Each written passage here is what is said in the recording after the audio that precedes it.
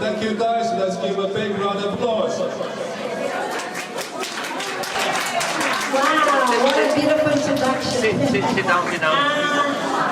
Wow, Happy New Year! Wow, so proud. I mean, so proud, I'm so honored. So honored to be here celebrating with all of you. Are we colorful enough? Woo! Spread yourselves out a little bit more, step back a little bit, back row, step back, and front row, step forward. Okay, we're going to try to bring some smiles and joy to the community. We are all genders, all abilities, all colors. Everyone is invited. In it. Thank you so much. I hope you enjoy it.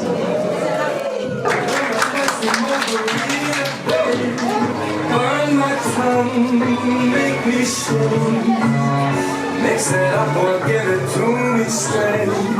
Turn it on, make me sing.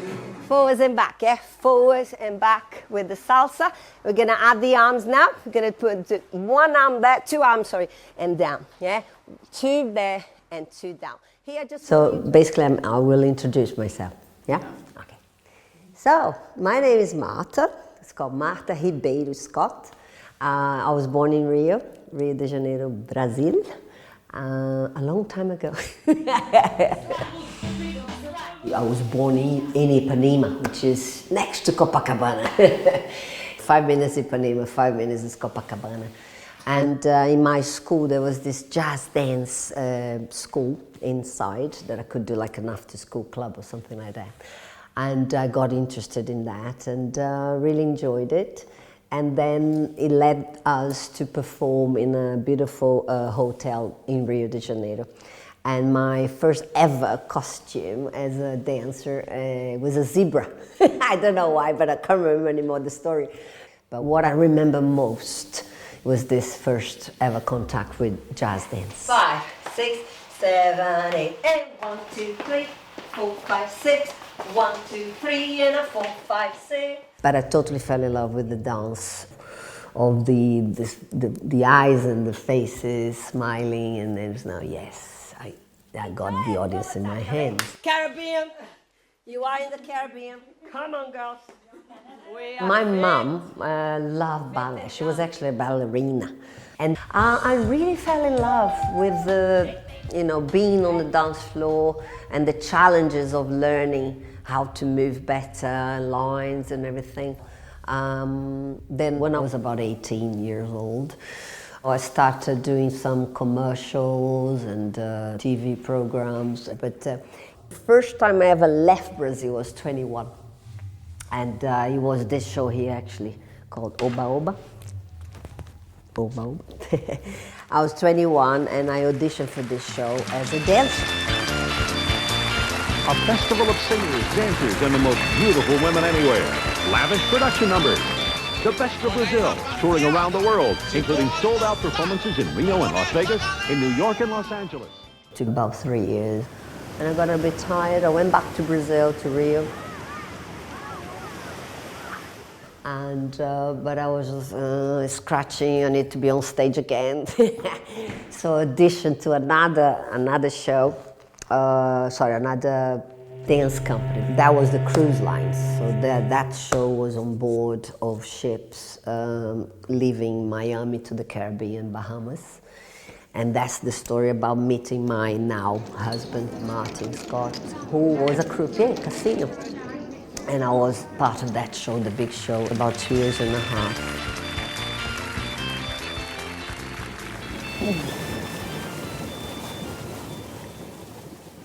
But in the end, I think I got a bit tired again. I said, oh my God, I'm everywhere, all my stuff everywhere, da-da-da-da-da. So I decided to stop that kind of life. And me and my husband were already together for a while. And the choice was to either go to Rio, live in Rio, or UK. But for him, being a croupier, casinos in Brazil are still illegal, they don't exist. So that's the reason I end up in UK, in this area here, which is Brighton. Because I said to my husband, the only rule I have living so far away from my country is I have to live by the sea.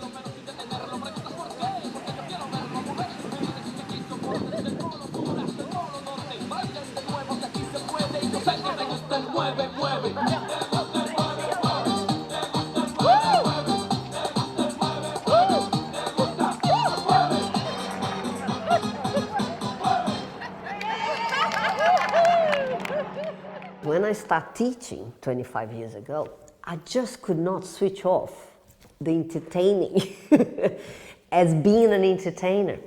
I just could not switch off. When I would, and it was a natural thing, and also because I was still craving to be on a stage. So when I first started, it was really hard. I remember seeing myself in the mirror and saying to myself, stop showing off. Stop showing off, stop showing off, because now you are a teacher and you have to look after your students. All the things that we've done. Obviously it was not perfect, was it? Was I expecting perfection? No, I definitely was not expecting perfection.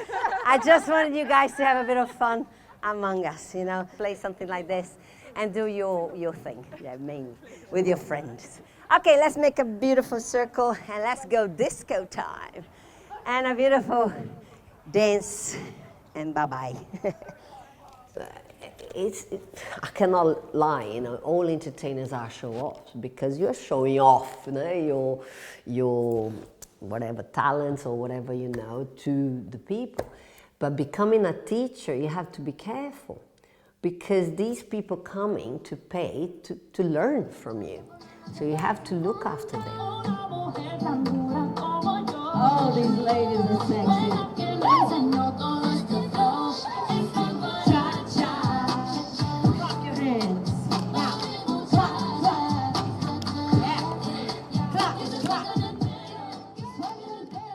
I start asking their names, where they were from. I've always done that since the very beginning, because that's what made me closer to each student, and that's why I still have people 25 years later still in my classes. Pami, sorry to interrupt you. They would like to make an interview with you. Well, all Marta's classes are social, fantastic for your spirit as well as your body, for your emotions. You know that you're just sharing the joy with so many people, and especially down here, because here you not only have you got a whole lot of people that you're dancing with who are actually sharing the joy and obviously really enjoying it, but you see these people passing by, or people up there, or sometimes people, workmen working on scaffolding, doing, you know, wriggling about and doing the hips and stuff and just joining in or clapping, and it just makes everybody who does this class, I think, feel very fortunate, very lucky. You know, I lost my partner through COVID, and he also was part of the dance group. So he was known, you know, by Marta, and that was quite difficult then. But when I first came back after that period, I think you realise that it's really good for you.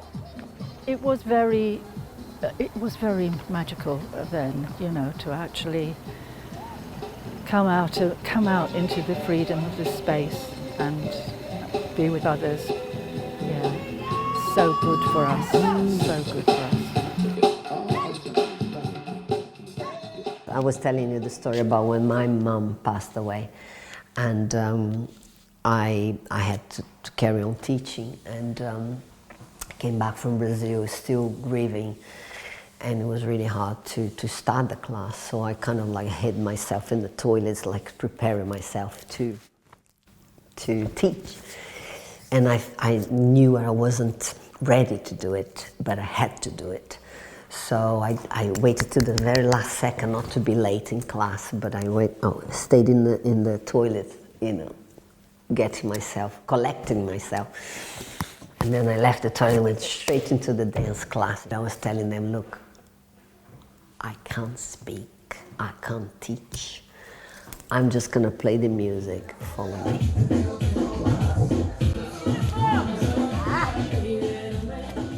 I just needed to dance, I just needed to move. And then in the very end, I let it all out. I just sobbed.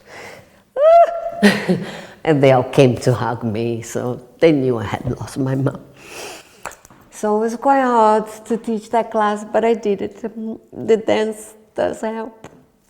I recommend. Sorry. It just made me remember.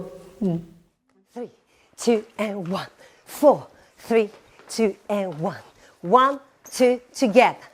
Hop, hop, hop. Play, play, play, and I slowly fell in love with the teaching because I found that I can still entertain, you know. I still feel like I'm entertaining, so the transition became a little bit easier in that sense.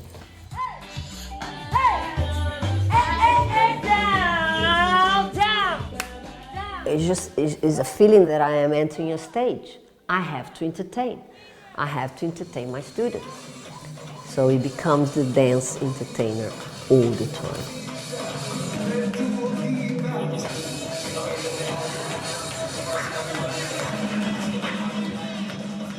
I can't audition to other companies because I am too old. So having my own dance company gave me that freedom of keep on performing.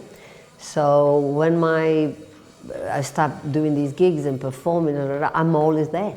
I'm always in the front.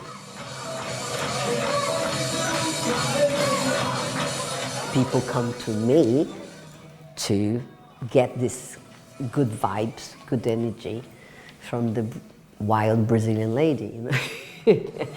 So yeah.